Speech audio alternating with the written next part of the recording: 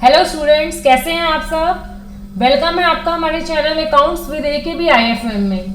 आज की वीडियो में हम बात करने वाले हैं न्यू रेज्यूमे में जो टैक्स स्लैब है चेंज होने से फाइनेंशियल ईयर 24-25 के अंदर में TDS टैक्स काटने जो TDS डिडक्ट करना है उसका रूल भी चेंज हो गया है। तो उसी के ऊपर आज की वीडियो में हम बात करेंगे कि अभी इस फाइनेंशियल ईयर 24-25 से जो आपने टैक्स काटना है, टैक्स डिडक्ट करना है एम्प्लॉय का, तो वो किस तरह से करना है। तो ये बात एम्प्लॉय दोनों को पता होनी चाहिए कि टैक्स कैसे काटना है ताकि टैक्स काटने में कोई मिस्टेक ना हो। इससे पहले अगर आप हमारे चैनल पर नए हैं और आपने अभी तक हमारे चैनल को सब्सक्राइब नहीं किया तो आप हमारे चैनल को सब्सक्राइब कीजिए, नोटिफिकेशन अपने ऑन रखिए और वीडियो को पूरा देखना ताकि आपको पूरी नॉलेज मिल सके कि किस तरह से टैक्स कैलकुलेशन होती है। और वीडियो अगर आपको अच्छी लगे तो आगे शेयर भी करिएगा।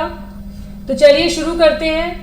जैसा कि आप जानते हैं कि जो हमारा टैक्स का न्यू स्लैब है, न्यू रेज्यूमे है, उसमें इस बार बजट के में थोड़ा सा चेंजेस आए हैं। वो चेंजेस ये आए हैं कि पहले जो हमारा स्लैब था 3 लाख तक कुछ नहीं था, 3 से 6 लाख में था और 6 से 9 लाख में था। तो इसमें क्या है कि अभी इस स्लैब में जो 6 लाख था वो 7 लाख हो गया, यानी 3 से 7 लाख में हमारा टैक्स जो है 5% है और 7 से 10 लाख में हमारा 10% है। बाकी स्लैब सेम है। तो इस थोड़े से टैक्स के जो रेट में चेंजेस होने से प्लस एक नया रूल हमारा इसमें आया है कि जब आप TDS अब काटेंगे तो आपने किस बात का ध्यान रखना है। इसमें क्या होता है कि अभी तक हम अपनी सैलरी पे टैक्स कैलकुलेट करके और एम्प्लॉय का TDS काट लेते थे। अब इसमें एक ये चीज आई है कि अगर आपके एम्प्लॉय का कोई TCS डिडक्ट हुआ है, अगर उसने कहीं पे TCS दिया है, TCS जैसा कि आप जानते हैं कि अगर उसने कोई गाड़ी ली है 10 लाख से ज्यादा की, या उसने कोई फॉरेन में ट्रांसफर किए हैं या फिर ज्वेलरी ली है, तो उस केस में उसका TCS कटा होगा। तो उस TCS का भी हमें क्लेम लेना है। तो अगर एम्प्लॉय आपको इन्फॉर्मेशन दे देता है कि मेरा TCS भी कटा है, तो आपने उस TCS के क्लेम को लेते हुए जो बैलेंस अमाउंट बचेगा उसको TDS मान के उसका टैक्स डिडक्ट करना है और बाकी बैलेंस अमाउंट की सैलरी उसको देनी है। दूसरी बात, अगर वो आपको एम्प्लॉय बता देते हैं कि भाई मुझे किस रेज्यूमे के अंदर टैक्स कैलकुलेट करना है, तो आप उसकी बात मानेंगे कि उसने ओल्ड में करना है या न्यू में करना है। अदरवाइज वो अगर आपको बताते नहीं है तो बाय डिफॉल्ट जो है न्यू रेज्यूमे ही हमारा चलेगा। हो सकता है फ्यूचर में हमारा ओल्ड रेज्यूमे बंद ही हो जाए, अभी तो फिलहाल चल रहा है। तो आपने उस चीज को देखते हुए कि अगर आपको बोला जाए कि आपने सैलरी पे टैक्स डिडक्ट करना है तो आपने न्यू रेज्यूमे को ही बेस रखते हुए उसके हिसाब से आपने टैक्स कैलकुलेट करना है। तो इसी चीज को हम एक एग्जाम्पल से समझते हैं तो आपको ज्यादा समझ आएगा। यहाँ पे हमने एक एग्जाम्पल लिया है। एक एम्प्लॉय है मिस्टर मोहित, उसकी सैलरी है 10,75,000। इसके बाद आपको पता होगा जो स्टैंडर्ड डिडक्शन है वो भी हमारी चेंज हो गई है, 50,000 से इंक्रीज होकर 75,000 हो गई है। तो यहाँ पे हम एग्जाम्पल दोनों तरीके से आपको निकाल के दिखाया हुआ है।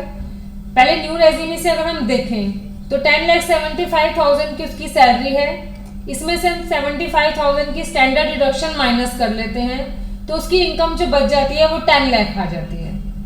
तो अब 10 लाख के अंदर में क्या करेंगे, टैक्स कैलकुलेट किया हमने न्यू रेज्यूमे के अकॉर्डिंग। टैक्स का जो स्लैब है 3 लाख तक कुछ नहीं है, 3 से 7 लाख में 20,000 बनेगा क्योंकि 3 से 7 का डिफरेंस 4 लाख है। 4 लाख का 5% 20,000 टैक्स आ गया। 7 से 10 के बीच में डिफरेंस 3 लाख है, उसका 10% 30,000 आ गया। तो यहाँ पे जो हमारा टोटल टैक्स बना 50,000 बना। तो एग्जाम्पल में हमने लिया है कि मोहित ने बताया हमें कि हमारा 14,000 जो है TCS भी कटा है। तो उस केस में आप क्या करेंगे, जो आपने टैक्स कैलकुलेट किया है उस टैक्स में से आप 14,000 का TCS भी माइनस कर देंगे। तो जो बैलेंस अमाउंट बचेगा उसको आप TDS मान के पर मंथ मोहित की सैलरी में से डिडक्ट करेंगे। तो यहाँ पे जो बैलेंस अमाउंट हमारा 36,000 बचा है उसको हमने 12 से डिवाइड किया, तो 3,000 पर मंथ हमें मोहित की सैलरी में से डिडक्ट करना है और उस TDS को हमें गवर्नमेंट को ऑनलाइन पेमेंट करनी है। अब इसी को अगर हम ओल्ड स्लैब से देखें तो ओल्ड स्लैब के अंदर में क्या है, 10 लाख के ऊपर जो हमारा टैक्स कैसे कैलकुलेट होगा, इसमें 10 लाख में हमारा जो है स्लैब 2.5 लाख तक कोई टैक्स नहीं है। फिर 2.5 से लेके 5 तक में हमारा जो टैक्स बनता है 12,500 बनता है। 5 से 10 के बीच में हमारा 1 लाख टैक्स बनता है। तो जो टोटल यहाँ पे हमने टैक्स कैलकुलेट किया 1,12,500 का टैक्स बना। इसमें से भी हम अगर TCS को डिडक्ट करते हैं तो बैलेंस अमाउंट हमारा जो टैक्स बनता है 98,500 बनता है। तो इसको हम 12 से डिवाइड करके पर मंथ जो मोहित का टीडीएस बनता है वो 8208 का बनता है। तो अगर यहाँ पे हमारे हाथ में है कि हमने कैसे टैक्स कैलकुलेट करना है, तो हम न्यू रेज़्यूमे को ही प्रेफर करेंगे, क्योंकि आप देख रहे हैं कि न्यू में जो हमारा टैक्स है वो बहुत कम आ रहा है, जबकि ओल्ड में हमारा टैक्स बहुत ज़्यादा आ रहा है।